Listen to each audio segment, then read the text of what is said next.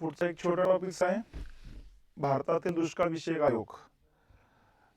हे बघा, ब्रिटिश कालखंडामध्ये या ठिकाणी आपण जर बघितलं तर दुष्काळ काही नवीन नाही। तो काही ब्रिटिश कालखंड म्हणून दुष्काळ होता अशातला काही भाग नाही। आजही आपल्या इकडे भारतातल्या कुठल्या कुठल्या भागामध्ये ओला दुष्काळ असतो, कुठल्या कुठल्या भागामध्ये कोरडा दुष्काळ असतो। ठीक आहे, दुष्काळ ही आपल्या जी काही ऋतुचक्राची जी काही पद्धती आहे याचा एक भाग येतो आणि त्यामुळे आता इंग्रजांचा कालखंड होता म्हणून दुष्काळाची तीव्रता जास्त होती। आजच्या कालखंडात दुष्काळाची तीव्रता कमी अशातला काही भाग नाही। फक्त आजच्या कालखंडामध्ये या ठिकाणी सरकार जाणीवपूर्वक ज्या ठिकाणी दुष्काळ पडलेला आहे, ज्या ठिकाणी आणीवारी 1/4 पेक्षा कमी आहे, त्या भागामध्ये स्वतःहूनच या ठिकाणी दुष्काळविषयक कार्यक्रम हातात घेण्याचे काम करत असते। त्या भागातल्या लोकांचा शेतसारा माफ करून टाकत असते। त्या दुष्काळी एरियामध्ये पिण्याच्या पाण्याची सुविधा करत असते, जनावरांना चाऱ्यासाठी सुविधा उपलब्ध करून देत असते आणि लोकांना रोजगार उपलब्ध करून देत असते आणि रेशनच्या दुकानावर स्वस्तामध्ये किंवा मोफतमध्ये अन्न वाटप केलं जात असतं। त्यामुळे सध्याचं या ठिकाणी दुष्काळामध्ये मरण पावणाऱ्यांची संख्या असं तुम्हाला आकडे कुठे दिसणार नाही। पण इंग्रजांच्या कालखंडामध्ये जर बघितलं तर इंग्रजांनी या ठिकाणी शेतसारा इतका प्रचंड करून टाकला होता की त्यातून पाठीमागे काही उरत नव्हतं आणि यातच जर दुष्काळ जर पडला तर त्या दुष्काळामध्ये मग अन्न पाण्याविना या ठिकाणी बरेच जनावर मरण पावायचे, त्याच्यानंतर लोकही मरण पावायचे। तर अशा पद्धतीनं या ठिकाणी ही जर आकडेवारी बघितली दुष्काळामध्ये किती लोक मरण पावले तर ही आकडेवारी गव्हर्नमेंटना दिलेली।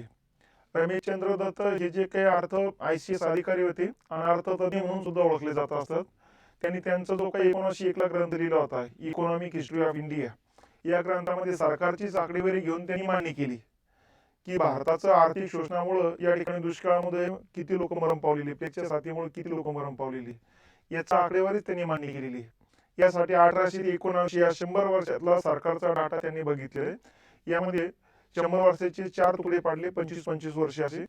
पहिल्या 25 वर्षामध्ये फक्त 4 लाख लोक मरण पावले होते, दुसऱ्या 25 वर्षामध्ये 10 लाख लोक मरण पावलेले, तिसऱ्या 25 वर्षामध्ये 2,60,00,000 लोक मरण पावल्याचं सांगितलेले, चौथ्या 25 वर्षामध्ये 25 वर्षामध्ये 50 लाख लोक मरण पावल्याचं सांगितलेले।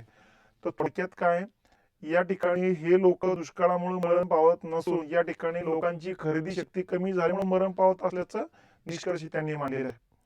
कारण अगोदरच्या कालखंडात जर बघितलं आपण मोगलांच्या कालखंडामध्ये त्याही काळात दुष्काळ पडतच होते, पण त्या काळामध्ये उत्पन्नाचे स्रोत भरपूर होते। शेतीतून उत्पन्नाचे स्रोत होते, ग्रामोद्योग होते, लघु उद्योग होते, शहरी भागात उद्योगधंदे होते। एका कुटुंबातले व्यक्ती दोघ जण, एक जण शेती करायचे किंवा दोघं तिघ जण उद्योगधंद्यामध्ये, कुटीर उद्योगामध्ये, शहरी भागातल्या उद्योगामध्ये काम करायचे, म्हणजे उत्पन्नाचे स्रोत सगळे इकडून होते। ठीक आहे, आणि त्याच्यानंतर मग या ठिकाणी सरकारचे टॅक्सेस पण कमी होते, त्यामुळे साहजिकच घरामध्ये उत्पन्न भरमसाठ राहायचं आणि 1-2 वर्ष लगातार दुष्काळ जरी पडले तरी उत्पन्नाचे स्रोत बंद होत नव्हते। आणि दुष्काळ म्हणजे अख्खा भारतभरात थोडं दुष्काळ पडत होतं, एखाद्या भागात दुष्काळ असायचं, दुसऱ्या भागात चांगला पाणी पाऊस राहायचं। मग ज्या भागात पाणी पाऊस चांगला आहे तिकडे भरमसाठ अन्नधान्य व्हायचे, ते या लोकांना अन्नधान्य विकायचे आणि इकडचे लोकांचे अन्नधान्य खरेदी करण्याची कॅपॅसिटी राहायची, कारण उत्पन्नाचे स्रोत होते किंवा अगोदरचे उत्पन्न त्यांनी तसंच राखून ठेवलेलं होतं। तर या पद्धतीनं मोगलांच्या कालखंडात सुद्धा इतके लोक मरण पावले नव्हते, इतके लोक इंग्रजांच्या कालखंडात मरण पावले। आणि मग इंग्रजांच्या कालखंडात जे मरण पावले त्यासाठी या ठिकाणी असंतोष वाढत चालला होता। वाढता असंतोष कुठेतरी कमी करणं गरजेचे होते, म्हणून सरकारनं दुष्काळावर उपाययोजना करण्यासाठी ज्या वेळेस खूप मोठे दुष्काळ पडले, 2-2, 3-3, 4-4 वर्षाचे दुष्काळ पडले, त्यावेळेस त्याच्यावर उपाययोजना करण्यासाठी वेळोवेळी या ठिकाणी दुष्काळ विषयक आयोग स्थापन केले। माझा दुष्काळ विषयक आयोग हे दुष्काळात लोक मरण पावणी, लोकांच्या सुविधा उपलब्ध व्हावेत याकरता नेमलेले आहेत आणि सगळ्या दुष्काळ विषयक आयोगाच्या शिफारशी जवळपास सारख्याच आहेत। कुठल्या आहेत? नंबर 1, ज्या भागात दुष्काळ पडलेले त्या भागात अन्नधान्याचा पुरवठा करत चला। नंबर 2, त्या भागातल्या लोकांना रोजगार उपलब्ध करून द्या, दुष्काळी रोजगार म्हणतो आपण त्याला। नंबर 3, तिथल्या जनावरांना चाऱ्याचा पुरवठा करा, त्याच्यानंतर त्याच्या पिण्याच्या पाण्याचा पुरवठा करा। आलं लक्षात? तर अशा पद्धतीनं या ठिकाणी वेगवेगळ्या शिफारशी प्रत्येक आयोगाने केलेल्या आहेत, म्हणून वारंवार काही दुष्काळ विषयक आयोग नेमण्याची गरज पडलेली नाही। पण आपल्याला माहिती, मी अगोदर सांगितले की पहिल्या 2 जे काही 25-25 वर्षे त्यामध्ये जास्त लोक मरण नाही पावले, पण त्याच्यानंतरच्या तिसऱ्या 25 वर्षामध्ये म्हणजे 1850 ते 1875 या कालखंडामध्ये मोठ्या प्रमाणात लोक मरण पावलेले, 2,60,00,000 आकडा गव्हर्नमेंटने दिलेली। तर यावरून लक्षात येऊन येतं की या कालखंडातच दुष्काळ विषयक आयोग नेण्याची गरज जास्त निर्माण झाली, कारण लोकांमधला संतोष प्रचंड वाढत चालला होता. 1857 नंतर भारतभरातले लोक एकत्रित यायला लागले होते. त्याच्यानंतर हिंदू मुस्लिमही एकत्रित यायला लागले होते. तर वेगवेगळ्या घटनेनं भारतीय लोकांचं संघटन होत चाललं होतं आणि त्यातच दुष्काळामध्ये मरण पावणाऱ्यांची संख्या वाढत चालली होती. कारण मागच्या अनेक वर्षापासून सरकारनं वेगवेगळ्या कराराच्या रूपानं या ठिकाणी सामान्य जनतेवरती टॅक्स वाढवत नाही होती. त्यामुळे सामान्य जनतेचे जीवन बेहाल होऊन गेलं होतं. म्हणून दुष्काळ जर पडला त्या दुष्काळाच्या कालखंडामध्ये या ठिकाणी त्यांना खाण्यापिण्याची वांदे तयार होऊन जायचे आणि यातच काही लोक मरण पावून जायचे.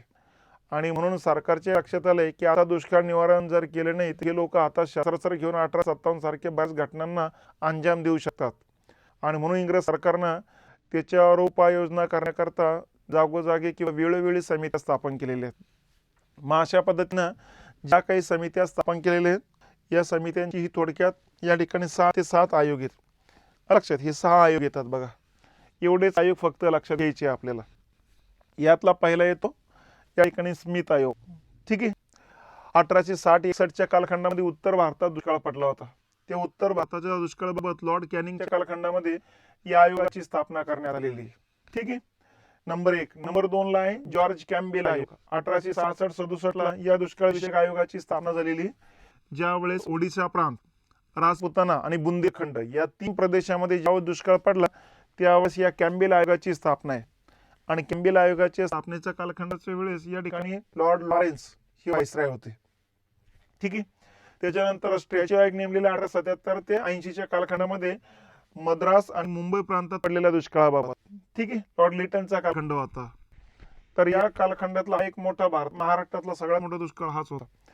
नंतर 86ला या ठिकाणी लॉयल आयोगाची स्थापना आहे. डफरीनच्या कालखंड आहे. मध्य प्रांतात दुष्काळ पडला होता. मग छत्तीसगड असू दे, मध्य प्रदेश असू दे, विदर्भ असू दे, हा पट्टा म्हणजे मध्य प्रांताचा भाग येत होता.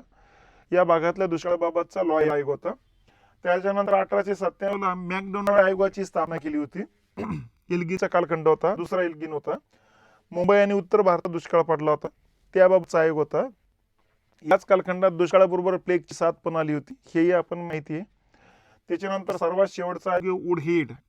1943 ते 45च्या कालखंडामध्ये बंगालमध्ये सर्वात मोठा दुष्काळ पडला होता. शतकातला सर्वात मोठा दुष्काळ बंगालमधला कुठला असेल, भारतातला कुठला असेल तर बंगालचा होता. ठीक.